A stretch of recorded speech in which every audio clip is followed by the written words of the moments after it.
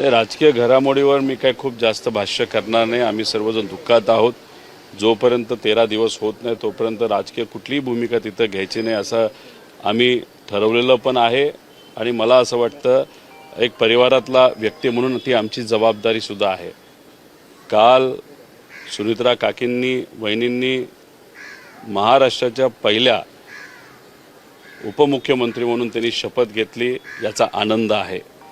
पण दुःखात असल्यामुळे शुभेच्छा आणि अभिनंदन हे करता येणार नाही। जसे 13 दिवस संपतील तसं आम्ही स्वतः त्यांना भेटू, त्यांचं अभिनंदन त्या ठिकाणी करू। शेवटी त्यांच्या पक्षाने घेतलेला तो निर्णय आहे।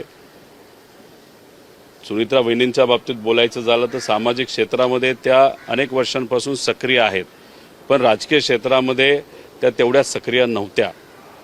पहिलीच जबाबदारी त्यांच्या खांद्यावर एक दुर्दैवी घटना घडल्यानंतर दादांनंतर ती त्यांच्या खांद्यावर आलेली आहे। दादांची जागा कुणीच घेऊ शकत नाही हे सगळ्यांना तिथं माहिती आहे। पण सुनित्रा वहिनींकडे बघत असताना आम्ही दादांनाच बघतो आणि त्या खूप चांगल्या पद्धतीने काम करतील असा विश्वास सुद्धा आम्हाला त्या ठिकाणी आहे।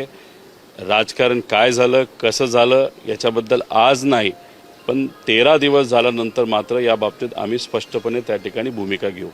पवार कुटुंबियांना या संपूर्ण शपथविधी असेल किंवा इतर गोष्टींची माहिती होती का? कारण विलिनीकरणाची चर्चा काल पवार साहेब देखील म्हटलेले आहेत की विलिनीकरणासंदर्भातली चर्चा ही सुरू होती। दादांची इच्छा होती की 12 तारखेला दोन्ही राष्ट्रवादी एकाच मंचावरती एकत्र येणार, हे देखील ठरलेलं होतं।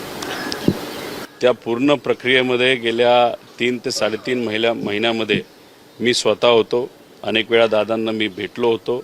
दादांबरोबर काय संभाषण झालं कसं झालं हे आज या ठिकाणी मी सांगणार नाही। 13 दिवस होऊ द्या, या बाबतीत मी स्पष्टपणे त्या ठिकाणी सांगेन।